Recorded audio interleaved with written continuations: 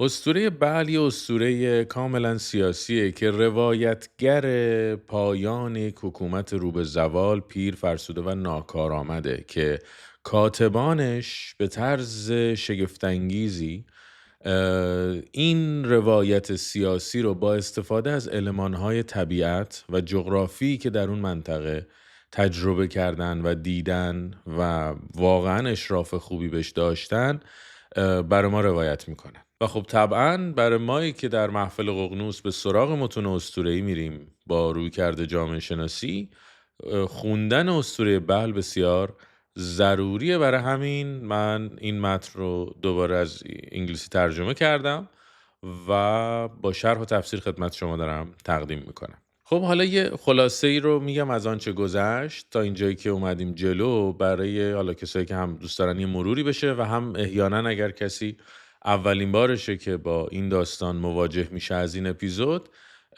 نیاز نباشه برای دیدن این اپیزود بخواد بره و همه اپیزودهای قبلی رو نگاه بکنه تا بیاد این اپیزود براش معنی دار باشه. میتونید اینو اگر میگم اولین مواجه هست اینو ببینین.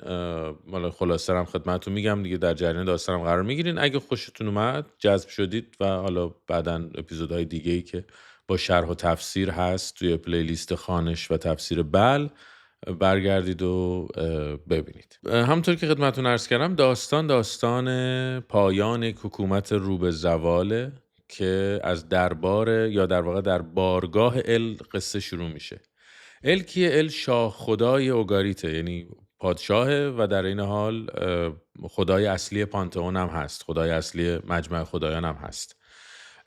به خاطر دیگه حالا ناکارآمدی و کهنسالی و فرسودگی و اینا کنار میره، استعفا میکنه و پسرش یم که خدای دریاست و خدای آبهای مهار نشدنی به جای خودش منصوب میکنه.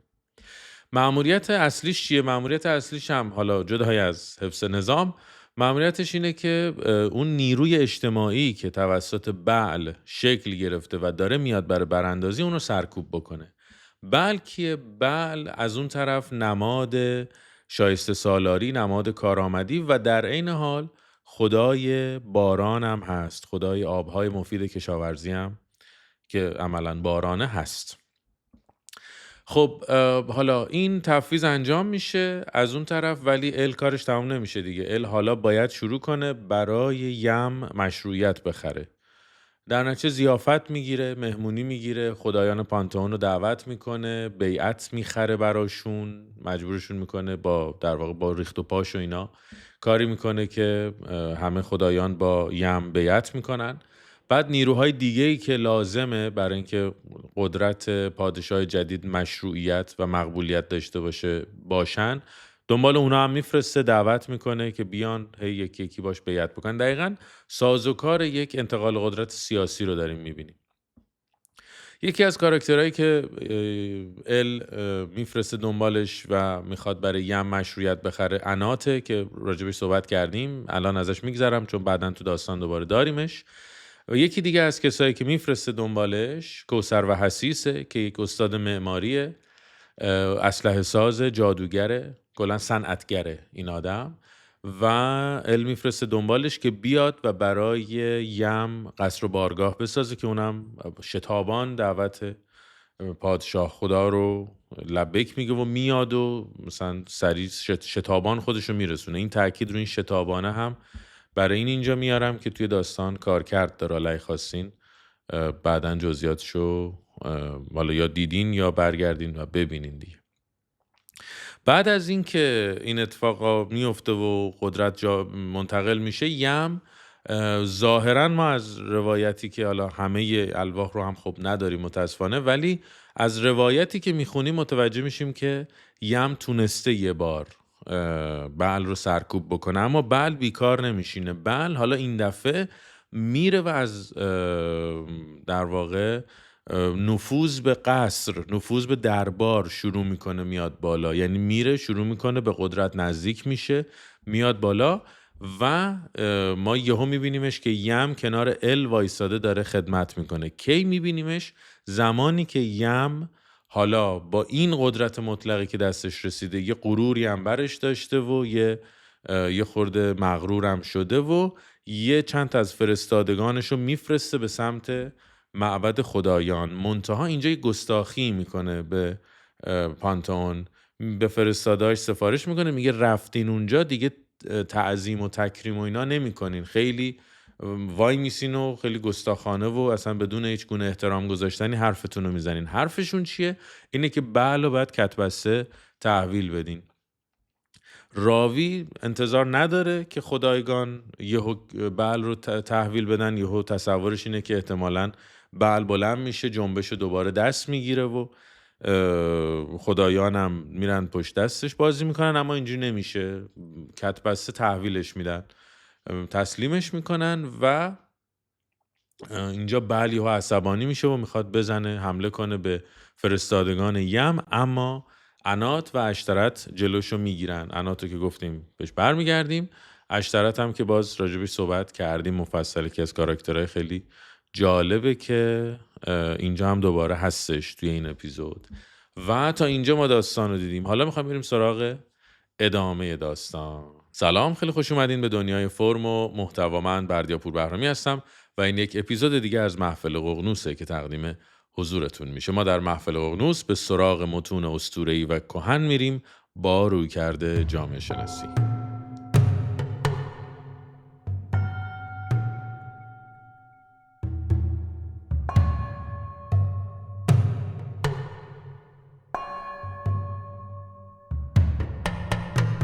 خب بریم سراغ خوانش لوح دوم، ستون دوم. جایی که دیگه میدونیم بعل رو که پانتئون فروخت، تحویل فرستادگان یم داد، احتمالاً اونا هم قپونی تنابکش خرکش ورشتن بردن بعل رو انداختن جلوی یم و این تحویلش دادن دیگه، اونا هم تحویل یم دادن. و داستان از اینجای شروع میشه ادامهش که نخستین کشمکش میان یم و بعل رو میبینیم. این البته حدسه بازم اینجاش، به خاطری که متاسفانه باز این تیکه هایی هم هست که الواح ناقص بوده و علی رغم اینکه اسمیتی تحقیق مفصلی هم کرده، این حدس رو میزنه که اینجا اولین باره، اما شک و شبهه میاره. شک و شبهه چیه؟ ببینید ما یه حدسی زدیم قبلا اگه خاطرتون باشه که توی خلاصه هم من البته آوردمش، خلاصه که اول همین اپیزود گفتم خدمتون. ما میدونیم که بعل یک بار توسط یم سرکوب میشه و بعد دوباره برمیگرده و کارشو ادامه میده. این شک و شبهایی که الان دارم راجبش صحبت میکنم فقط جای اینا رو عوض میکنه.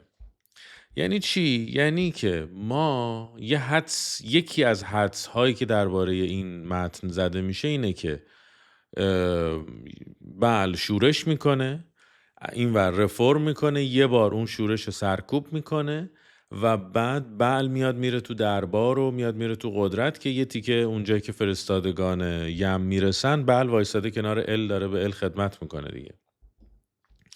حالا اینکه چجوریه این ساختار داستان خیلی دیگه بحث دیتیل و جزئیات این روایت شناسیشه. خب احتمالاً برای کمتر کسی جذاب باشه این حجم از دیتیل، اما چه اون اتفاق افتاده باشه، یعنی چه یه بار اون جنبش سرکوب شده باشه و اون تیکه هایی باشه که ما دیگه توی الواح نداریمشون، چه اون اولین باری که یم بعل رو میشونه سر جای سرکوبش میکنه اینجا باشه، فقط جای ماجرا عوض میشه. اما 2 نکته‌ای که خیلی برای ما مهمه، حالا فارغ از همه اون بحث‌های روایت شناسی، 2 نکته که کار میکنه برای ما و لازمش داریم اینه که خب یه بار یم بعل رو سرکوب میکنه، این یه داستان که جلوتر توی خانش یه کوچولو بیشتر سرش وای میسم اینو.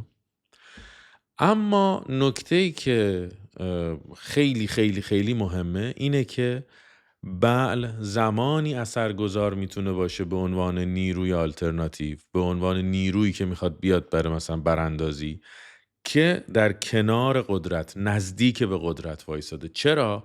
برای اینکه این به شناخت میده.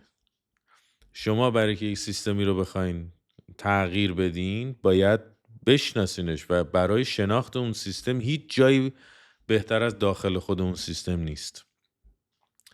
در نتیجه بعل تا جایی در سیستم رفته بالا که وایساده کنار ال و داره خدمت میکنه زمانی که فرستادگان یم میرسن.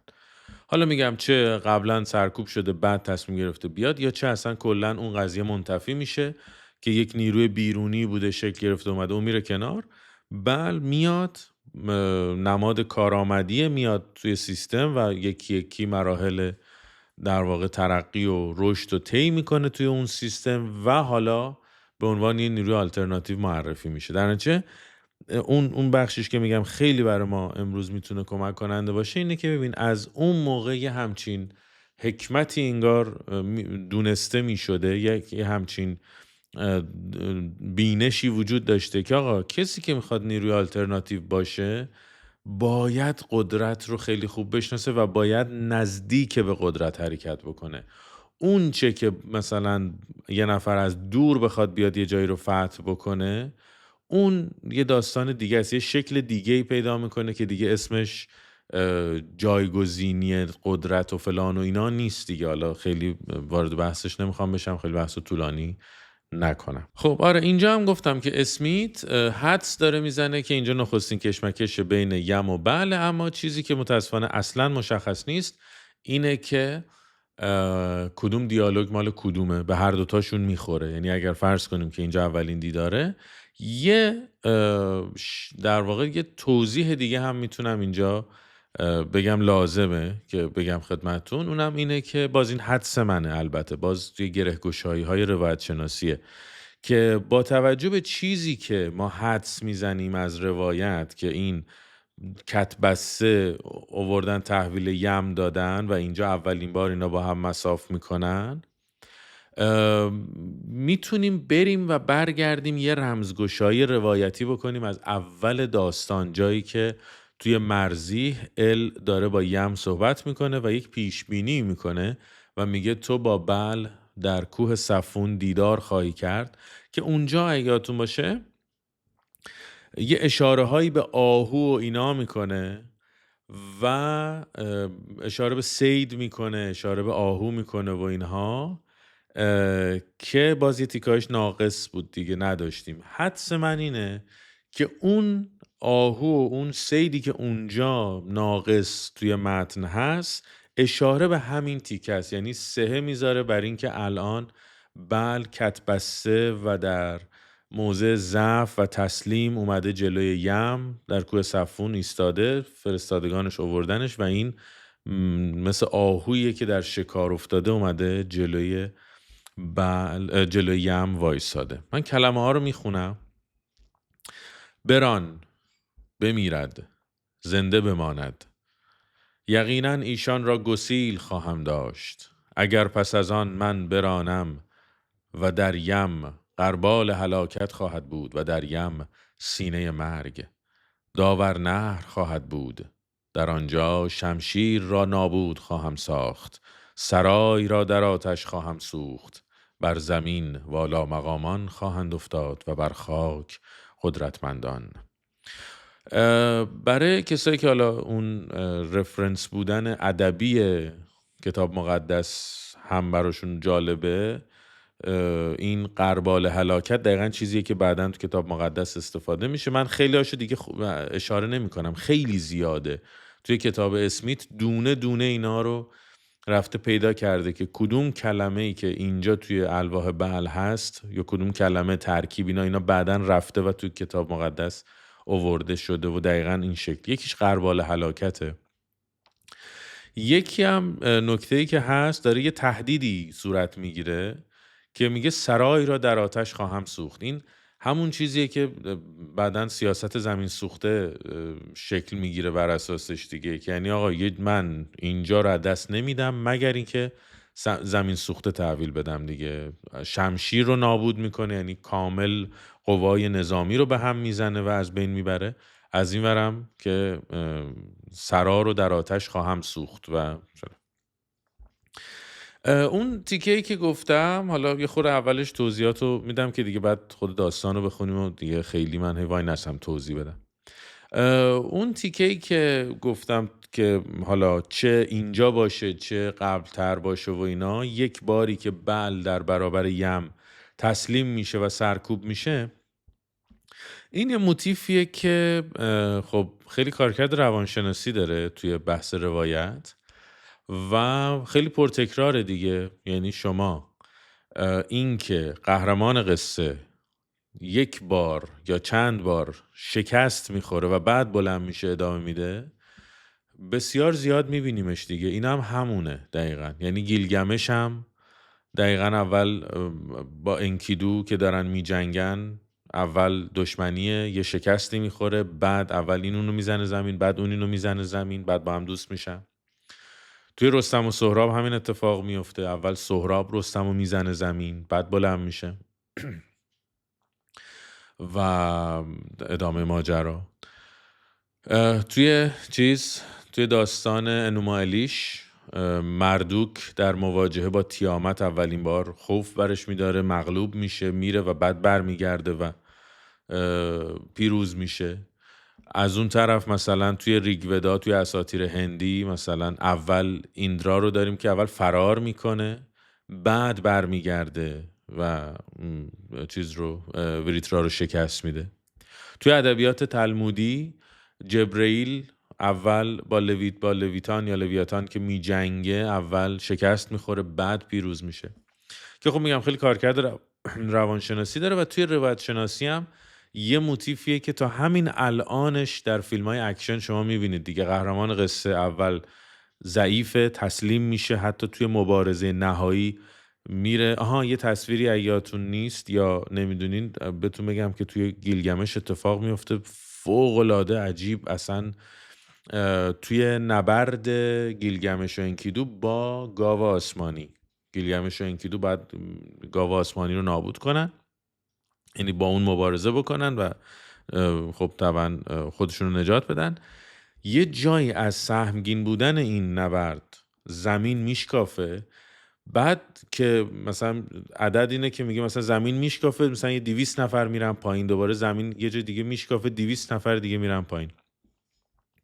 بعد یهو یه تیکر رو توصیف میکنه که یهو انکیدو لیز میخوره و میره میفته، میخواد بره بیفته توی این شکافی که تو زمین ایجاد شده، تا سینه میره پایین، دستشو مثلا خودشو نگه میداره، مثلا توی لب مرز دم مرگ خودشو نگه میداره و میکشونه بالا خودشو و میرن و غلبه پیدا میکنن بر گاو آسمانی. اینا خیلی جالبه و میگم انگاری که مثلا امروز سناریست هالیوودی دارن این صحنه ها رو مینویسن، که اینجا هم همینه. اول شکست میخوره، تسلیم میشه، تا پای مرگ میره، کت بسته فلان اینا، بعد ولی بعد دوباره بلند میشه و اینا. این هم گفتم از نظر حال روایت شناسی شاید براتون جالب باشه. خب اشتروت که راجبش صحبت کردیم، اینجا جاییه که زوال بعل رو اعلام میکنه.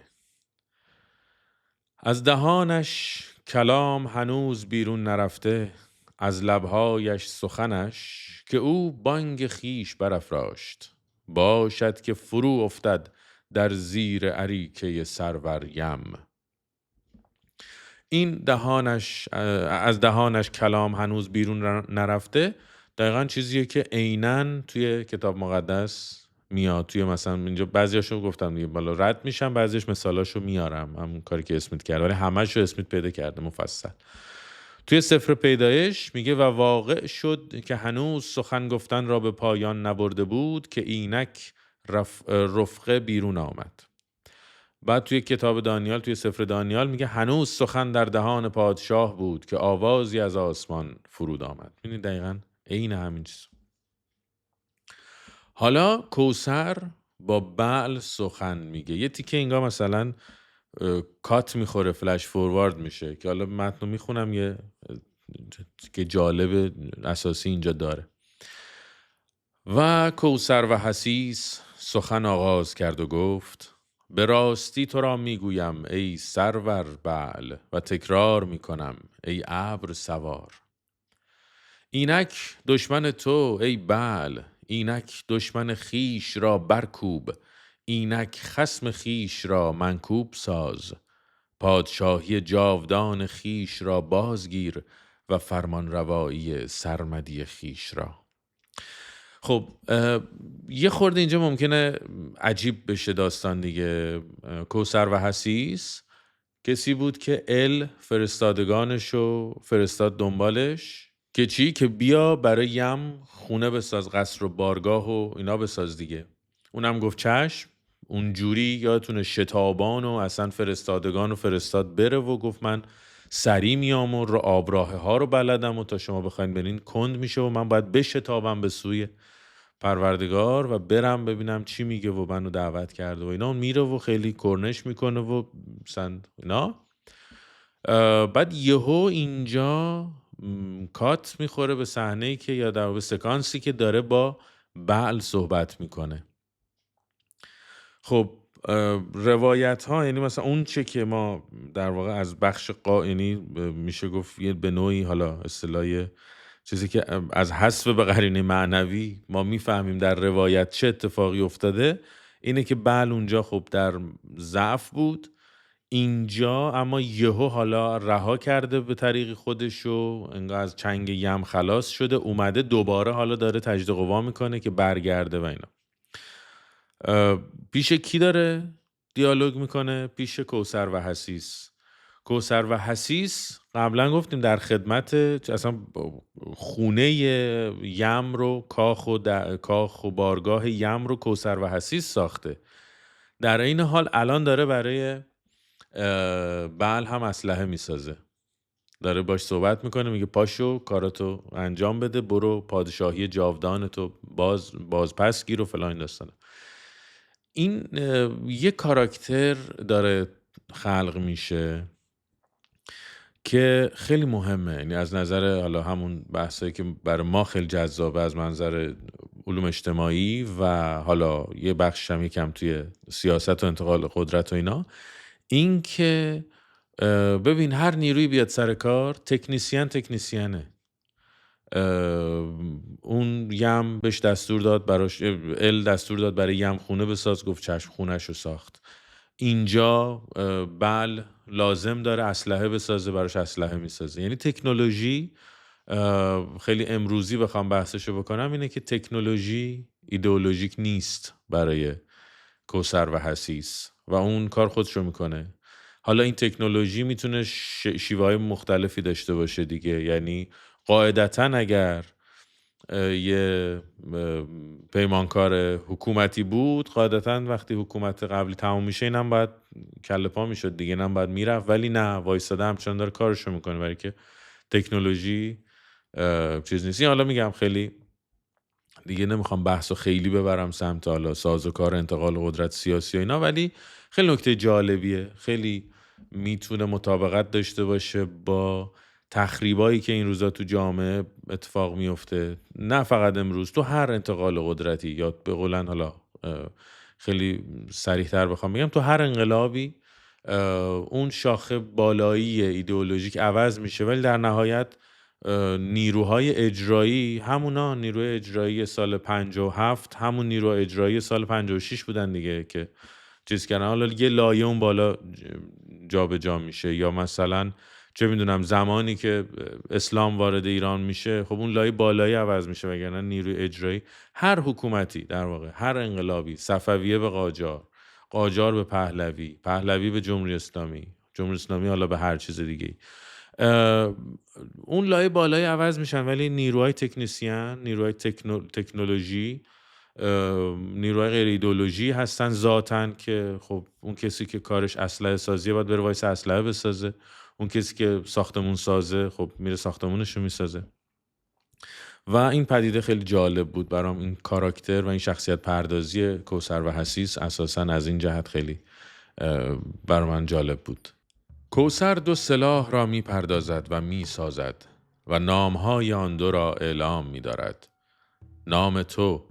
نام تو یگاریش یا یگرش به معنی راننده. نام تو یگاریش است. ای یگاریش، یم را بران، یم را از اریکهش بران، نهر را از اریکه فرمان روایش از دست بعل برجه، همچون عقابی از میان انگشتانش، بر پیکر سروریم بکوب، در میان دستان داورنهر. سلاح از دست بعل بر می جهد، همچون عقابی از میان انگشتانش، بر پیکر سروریم می کوبد، در میان دستان داورنهر. یم قوی است، او فرو نمی افتد، بند بند پیکرش نمی لرزد و قامت او فرو نمی ریزد. کوثر دو سلاح را می پردازد و می سازد و نامهای آن دو را اعلام می دارد. نام تو ایاماری است یا ایامری است، به معنی پراکنده کننده یا برکننده. نام تو ایامری است، ای ایامری، یم را برکن، یم را از اریکه‌اش برکن، نهر را از اریکه فرمان رواییش. از دست بعل برجه، همچون عقابی از میان انگشتانش، بر فرق سروریم بکوب، در میان چشمان داورنهر. باشد که یم سست گردد و بر زمین افتد. سلاح از دست بعل بر می جهد، همچون عقابی از میان انگشتانش، بر فرق سروریم می کوبد، در میان چشمان داورنهر. یم فرو می ریزد و بر زمین در می افتد. بند بند پیکرش می لرزد و قامت او فرو می افتد. بعل یم را بر زمین می کشد و پاره پاره می سازد. او داورنهر را نابود می گرداند. اینجا دیگه در مصاف دیگه بعل یم رو نابود میکنه و چیز میشه، تمام میشه. البته تمام میشه که اینجا تمام میشه، حالا بعداً دوباره برمیگرده یم که خیلی جالبه، خیلی بحث هست سرش که به موقعش بهش برمیگردیم. خب اینجا بسیار بسیار جای اساسی از داستان. یک، حالا همچی شروع کنم یک انگار مثلا 10 تا مورد میخوام بگم دیگه. حالا مورد اول این که کوثر داره سلاح درست میکنه و برای سلاح ها اسم میذاره. یادتونه که اهمیت نامگذاری در اسطوره اون زمان چی بود و چقدر جالبه و چقدر این اساساً نشون دهنده ارادت و دونستن اهمیت و ارج قربیه که برای تکنولوژی و حالا سلاح نظامی که خب خودش اونم یه نوعی تکنولوژیه، چه اهمیتی داره قائل میشه که کوثر سلاح میسازه، 2 تا سلاح میسازه و 2 تا گرزه. این سلاحایی که میسازه 2 تا گرزه و این گرزها نام دارن، لقب دارن، اسم دارن. یکیش یگاریش یا یگاریش هم چیزی که ریشش خیلی جالب معنی گفتم بهتون راندن و طرد کردن میده و این ریشه عیناً در ادبیات طوفان و داوری کتاب مقدس بازتابش رو میبینیم. توی کتاب اشعیا، توی سفر اشعیا، شریران به دریای رانده شده تشبیه میشن و در سفر آموس که سرزمین در روز داوری همچون نیل رانده و متلاطم می شود و این رانده شدن دریا، رانده شدن آب خودش یه استعاره ای از سرکوب دشمن. و دومین سلاح که میسازه و براش اسم میذاره ایامری یا ایامری، این به معنی پراکنده کننده و برکننده. خب یه نکته هم بگم و بعد میخوام برم سراغ یه نکته خیلی اساسی تر. روزنتال و اسمیت یه اعتقادی دارن و اسمیت اینو خیلی مفصل توضیح میده که این گرزهایی که کوثر و حسیس میسازه در این در این اسطوره یه صفتی براش به کار میبره که خب حالا حالا اون کلمه اوگاریتیش و اینا رو که خب حالا من نمیدونم، ولی میاد و خیلی جالبه که معتقدن که این کلمه‌ای که براش به کار میبره ریشه واژه‌ای که ما بعداً توی قرآن داریم به نام صمد. توی سوره اخلاص اخلاص درست آره توی سوره اخلاص، همون قل هو الله احد الله الصمد. این صمد در واقع صفاتیه که توی این اسطوره بعل برای گرزه های بعل استفاده میشه که اونجا به معنی استوار و نفوذناپذیر و مقاوم و ایناست، که بعد میاد مثلا توی عربی میشه بی‌نیاز مطلق و اینا. این یه نکته جالبی بود که گفتم بگم. یه نکته دیگه این که عملاً با شکل این سلاح و با بکار بردن این سلاح‌ها داره تاکتیک جنگ بعل رو هم میگه. بعل که اونجا خودشو به طریق دست یم آزاد کرده، اومده پیش کوثر و حسیس سلاح میگیره. یه سلاح اول راننده است، چیز میکنه، میرانه، یعنی به عقب میرونه، رامش میکنه، به عقب میرونه، دشمنشو میبره تو موضع ضعف. و بعد سلاح دوم که سلاح ایمریه، با اون میزنه، پراکندش میکنه. خب اینم در واقع عملا داره تاکتیک جنگش رو توضیح میده. اما نکته شگفت‌انگیزش کجاست؟ اونجایی که گفتم کاتبان با یه اشراف عجیب غریب و با یه شم ادبی و عجیب غریبی واقعا این داستانا رو نماد پردازی میکنن، نمادهای طبیعی رو میارن. چی کار میکنه؟ اینجا داره، حالا جلوتر هم میبینیم که عملاً باید اینو پس بزنه، برش غلبه بکنه و بعد بزنه پراکندش بکنه. اصلا اسم ایمری به معنی پراکنده کننده. چرا؟ حالا بهتون میگم. ببینید تصویر رو، من که خیلی واقعا برام حیرت انگیز بود. یم کیه؟ یم خدای دریاست. بذارین از اینجا شروع بکنم.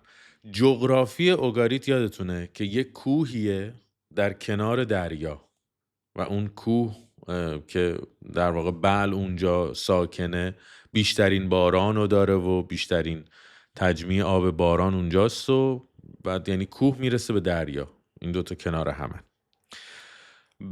بعل کیه؟ بعل خب روی این کوه خدای باران، آبهای مفید کشاورزی و فلان و این داستانا و خدای باران دیگه، عملا خدای بارانه. از این طرف هم یم خدای آبهای آشوبناک و فلان و ایناست. در طول سال ما اگر وضعیت این دوتا آبو بخوایم بسنجیم چجوری میشه؟ یم و دریا در واقع خروشان خیلی مهار ناپذیر میاد، موج داره، احیانا طغیان داره، نابود میکنه فلان این داستانا. خب در گردش فصول این بعل و این در واقع ابرهای بارانزا باید شکل بگیرن دیگه. ابرهای بارانزا از کجا شکل میگیرن؟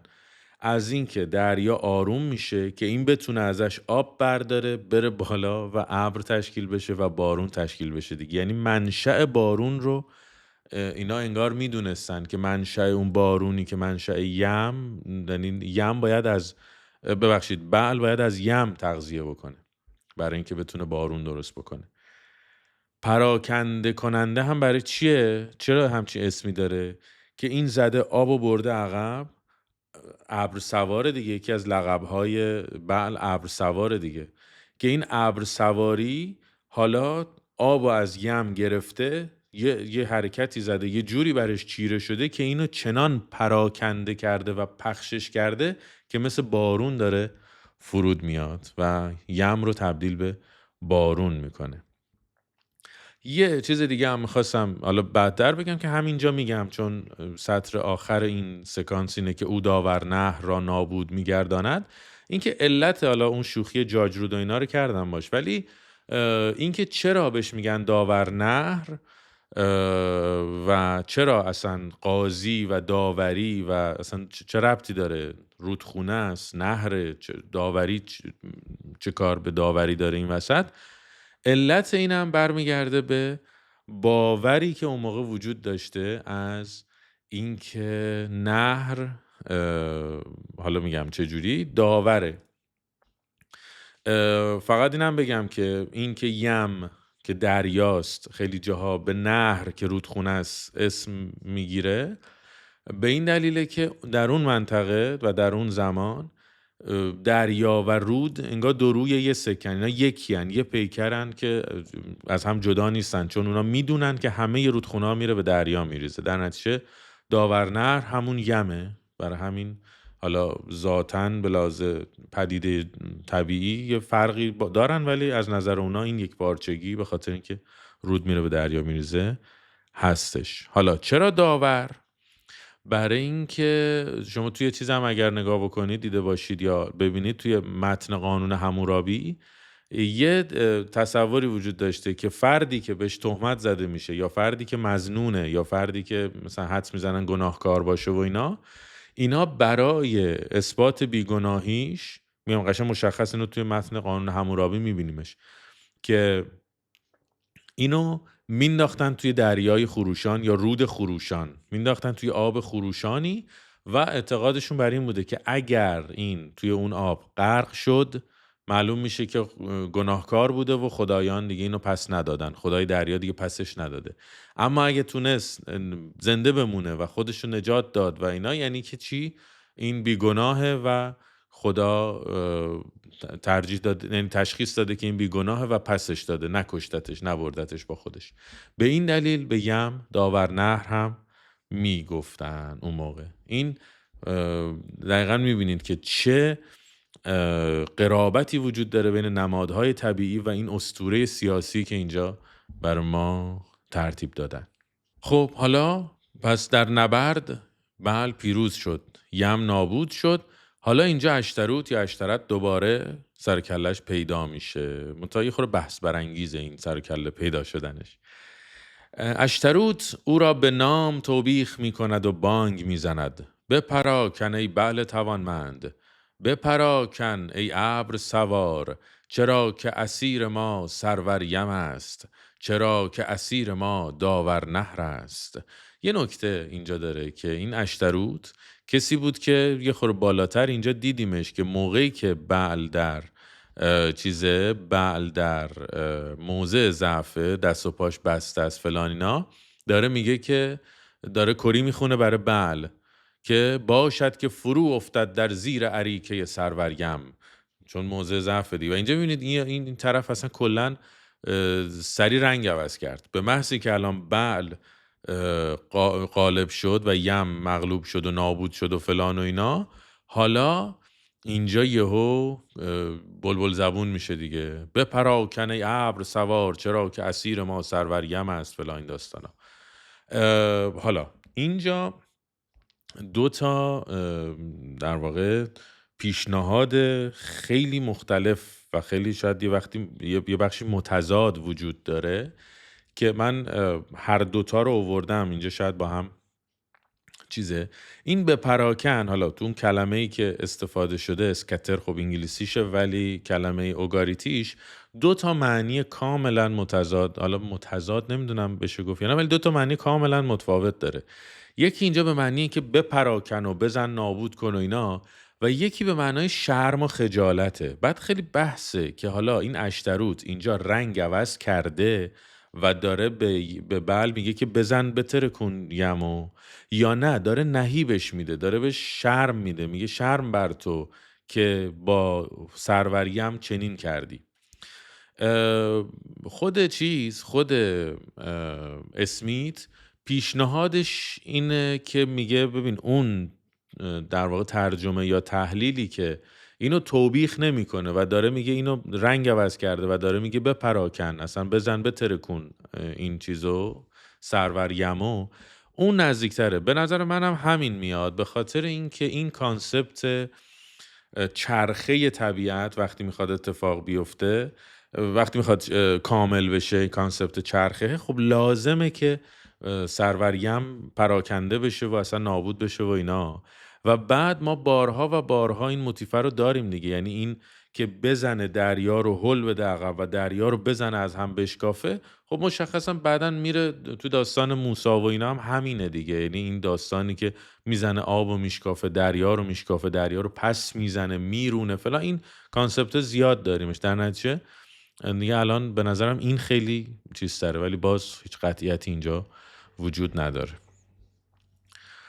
و او بیرون می رود، بعل توانمند او را پراکنده می سازد.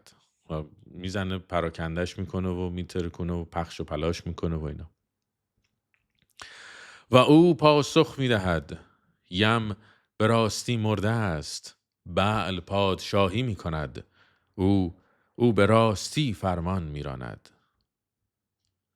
او پاسخ میدهد، یم به راستی مرده است، بعل پادشاهی میکند، او به راستی فرمان میراند. حالا میدونی یکی یکی حالا دارن پادشاهی بعل رو اعلام میکنن دیگه. الان اینجا ظاهرا حدس اسمیت اینه که داره توسط بعل و توسط کوثر پادشاهی بعل داره اعلام میشه.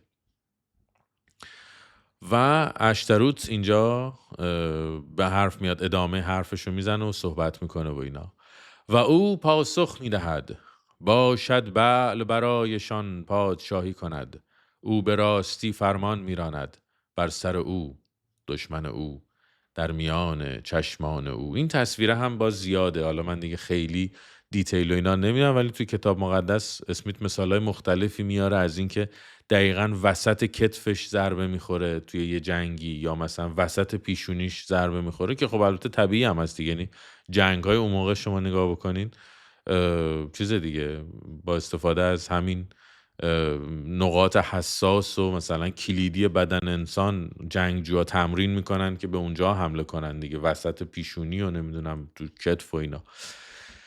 خب دیدیم که یم نابود شد موقتاً و بعل چیره شد بر یم. اما یه انقلت فلسفی شاید بشه گفت که اینجا میشه وارد کرد که خب درسته کاراکتر اصلی این انتقال قدرت و این اسطوره سیاسی بعله، شکی توش نیست، اما آیا عاملیت 100% این پیروزی و این چیرگی با بعله؟ بحثی میشه اینجا مطرح میشه توی مثلا خیلی از کسایی که تحلیل کردن داستانو، این که داره میگه نه، تمام عاملیت با بعل نیست. یعنی اگر اسلحه های کوثر و حسیس نبود، اون دوتا گرز نبود، بعل که بدون اون دوتا گرز مغلوب شده بود. پس در واقع یه تیم ورک بوده اینی که این کار اتفاق افتاده و این چیرگی اتفاق افتاده دیگه. اینجوری نبوده که یه نفر بلند شه، یکی از حالا این خدایان یا هر چیزی اراده خیلی متمرکز و واحدی درگیر نبوده، بلکه این حاصل یه تیم ورکه و حاصل یک نیروی متکثر، یک قدرت متکثر و سازمان یافته و هماهنگه. شما میبینید که اجزا دارن در کنار هم کار میکنن برای اینکه این انتقال قدرت اتفاق بیفته. یعنی اون نیروی آلترناتیو عملاً انگار سازماندهی میخواد. این تا اینجای داستان و فعلا یه بار بعل پیروز شد. حالا بریم داستان پادشاهیش و اینا رو برمیگردیم در اپیزودهای بعدی. تا اپیزود بعدی در تماسیم.